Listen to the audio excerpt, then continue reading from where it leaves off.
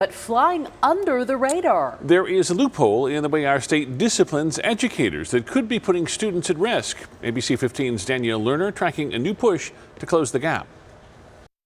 A Mesa teacher accused of sending sexually inappropriate messages over Instagram to an 18-year-old girl. A substitute in the Cartwright Elementary District accused of inappropriately touching sixth graders. And another substitute in Morenci accused of using excessive force on third graders. These are just 3 of the more than 24 certification enforcement actions that will go before the Board of Education at their next meeting on January 27th. Those educators' teaching certificates set to be suspended, surrendered, or revoked. Their actions put in a database to keep them away from the classroom.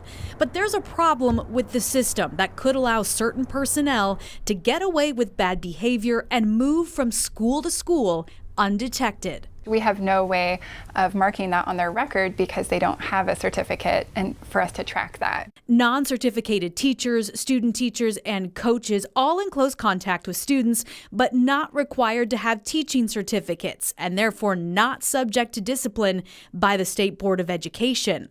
As of 2018, the Board of Ed estimated there were more than 3,200 non-certified teachers working in Arizona charter schools and more than 1,700 in district schools. You have given Senate Bill 1048 a due pass recommendation. On Tuesday, the Senate Education Committee unanimously moved SB 1048 forward. The bill allows the state to investigate, discipline, and even permanently ban a non-certificated person convicted of immoral or unprofessional conduct, and to share any investigative information with other schools, districts, or agencies. With more and more awareness of how potential predators gain access to these populations, we as a state are taking more and more very necessary steps to close those loopholes and cut off that access. The Department of Ed is also pushing for more funding this session to double the investigators on staff.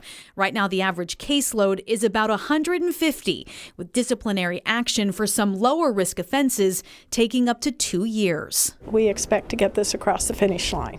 The state board has taken action on 800 of these misconduct cases since January of 2012. But keep in mind that only represents about 0.5% of all certified educators in our state. I'm Danielle Lerner, ABC 15, Arizona.